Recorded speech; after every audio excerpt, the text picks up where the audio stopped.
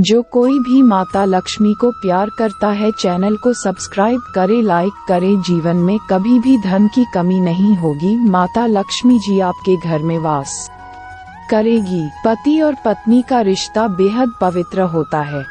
इस रिश्ते को लेकर चाणक्य नीति में कई खास बातें बताई गई हैं। चाणक्य नीति में ज्यादातर उन बातों का जिक्र किया गया है जिससे पति पत्नी के रिश्ते और बेहतर हो सकते हैं। चाणक्य नीति में कहा गया है कि पत्नी अपने पति से कुछ बातें हैं जो कभी नहीं बताती है। मरने के बाद ये राज उसके साथ ही चला जाता है। चाणक्य नीति में भी कहा गया है कि अगर यह बातें पत्नी अपने पति को न बताएं तभी रिश्ता अच्छा चलेगा, वरना आए दिन झगड़े और कलह होते रहेंगे। अक्सर देखा जाता है कि शादी के कुछ साल बाद पत्नी अपने मायके आकर ससुराल की बुराई करती है। चाणक्य नीति में कहा गया है कि अगर आप ऐसा करती हैं तो इस बात को कभी भी अपने पति के सामने नहीं बताना चाहिए। अगर यह बात पति को पता चलती है तो रिश्ते में खटास पैदा होने लगती है। कहा जाता है कि अगर हम दान करते हैं तो कभी उसका बखान नहीं करना चाहिए। इसी तरह पत्नी कभी भी कोई दान करे तो पति को कानों कान खबर ना होने पाए। बिना गुणगान किया हुआ दान सबसे ज्यादा फलदायी होता है। कहा जाता है कि पत्नी कभी भी अपने शादी से पहले वाले प्यार का जिक्र पति के सामने नहीं करती है। अगर यह बात सामने आती है तो वैवाहिक जीवन तहस नहस हो जाता है और अच्छी खासी जिंदगी में कलह होने लगती है। कोई भी लड़की अपने सहेली के सबसे ज्यादा करीब होती है। शादी के बाद पत्नी अपनी सहेलियों से क्या बात करती है, इसका जिक्र वह कभी भी अपने पति के सामने नहीं करती हैं। औरतें अपनी ज्यादातर बातें अपनी सहेलियों को बता देती हैं। कितने बरसों के बाद मायके आना हुआ था मेरा, वो भी तब आई जब माँ इतनी बीमार हो गई। डॉक्टर जवाब दे चुके थे। पता नहीं कौन सी व्यस्तता थी मेरी। आज सोचती हूँ तो खुद ही समझ नहीं पाती।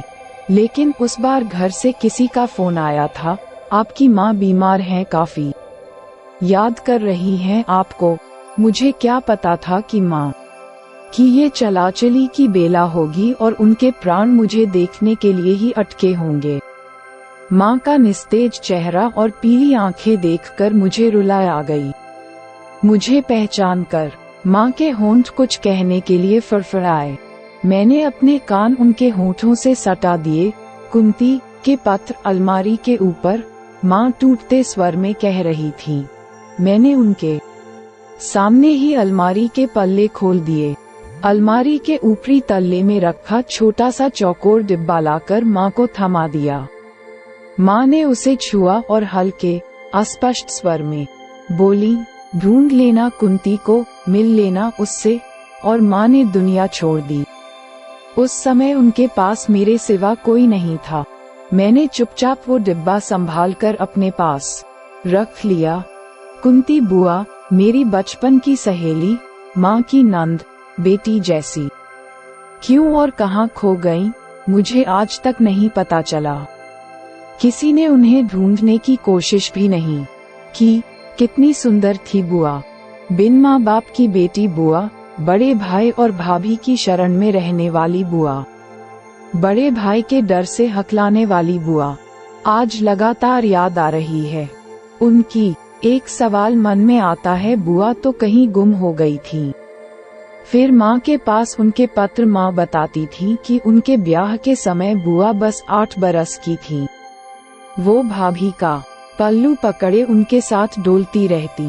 नंद भाभी से पहले उनका माँ बेटी का रिश्ता बना। बुआ को माँ ने उनके हिस्से का खूब प्यार दुलार दिया। माँ की गोद में जब मैं आई तब भी ये दुलार कम नहीं हुआ। मेरे लिए तो बुआ सखी, सहेली, बहन सभी कुछ थी। मेरा बचपन बुआ के साथ ही बीता। हमारी उम्र में भले ही 10 साल का अंतर था, लेकिन सारे खेल हम साथ ही खेलते। इक्कड़ दुक्कड़, गुट्टे, गुड़िया का ब्याह, चर्रा अट्ठा और भी न जाने कौन कौन से खेल मैंने उस चौकोर डिब्बे में रखे।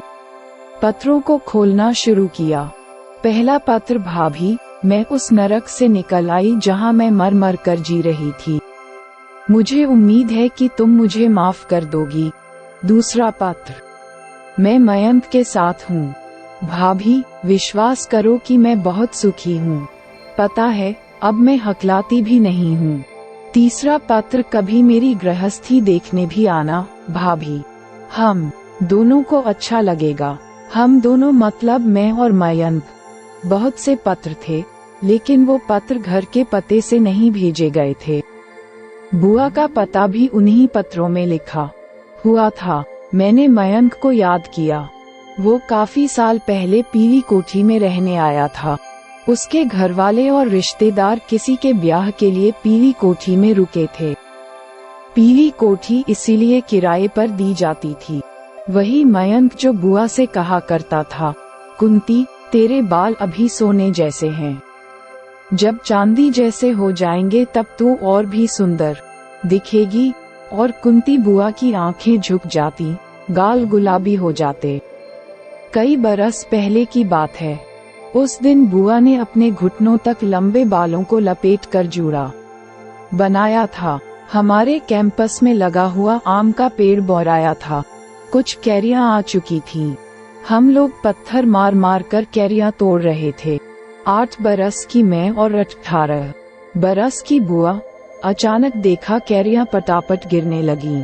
पलट कर देखा, हमारे गेट पर एक लड़का खड़ा हुआ था, बुआ का हम उम्र। उसके हाथ में गुलेल थी। मैंने दौड़कर गेट खोला और वो लड़का कैंपस के भीतर। बुआ अपने आंचल में कैरियां बटोर रही थी। उठकर खड़ी हुई तो उनका जूड़ा खुलकर पीठ पर बिखर गया। वो लड़का उन्हें एकटक देखता रहा। उसकी आंखों में कुछ ऐसा था जो बहकर बुआ की आंखों में उतर आया। उस दिन से हमारे खेलों में एक और साथी शामिल हो गया था। मयंक अक्सर बुआ के बंधे हुए बाल खोल देता। रेशम सोने जैसे सुनहरे बाल। खुले बाल लिए बुआ हंसती रहती। मयंक से हमारी दोस्ती के बारे में किसी को पता नहीं था। पीली कोठी के पीछे एक छोटा सा ताल था। गर्मी की सुनसान दोपहरी में जब माँ सो जाती या बहुत से कपड़ों की सिलाई करती रहती, तब हम लोग मयंक के साथ उस ताल के कमल देखने जाते।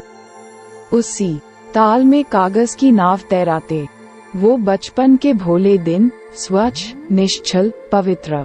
ऐसे ही एक दिन हम लोग मयंक के साथ पीली कोठी चले गए। वहाँ शंख फूंकती एक स्त्री ने बुआ के गाल पर ढेर सारा सिंदूर मल दिया। थोड़ा सिंदूर उड़कर उनके बालों पर भी लग गया। सिंदूर पोंछते हुए जब बुआ घर वापस आई तो माँ गंभीर थी। बाबा भी दफ्तर से लौट आए। शायद उन लोगों को हमारा मयंक से मेलगोल पता चल गया था। बुआ घबराकर हकलाने लगी। शायद वो कहना चाहती थी कि वो मयंक को पसंद करती है, लेकिन कह नहीं सकी। मयंक हमारी जात बिरादरी का नहीं था और ये बात बाबा को हजम नहीं हुई। उस दिन के बाद हम लोग पीली कोठी कभी नहीं गए। जिस दिन मयंक जाने वाला था वो हमारे घर के गेट तक आया। काफी देर तक खड़ा रहा। उसे किसी ने नहीं देखा, लेकिन मैंने देख लिया। मैं भागी हुई गेट तक गई। वो मुझे कुछ थमा के चला गया। ताल से लाया कमल का एक फूल और सिंदूर की डिब्बी देते हुए बस यही कहा था उसने कुंती के लिए। वो चला गया हमेशा के लिए।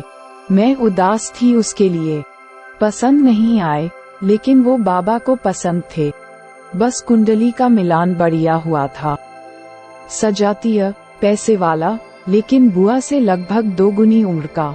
उनका बड़ा बंगला, 3 गाड़ियां, चढ़ावे के गहने, अपार धन दौलत बाबा ने देखा, लेकिन बुआ का मन किसने देखा। पहली विदा में लौटकर आई बुआ और भी अधिक हकलाने लगी।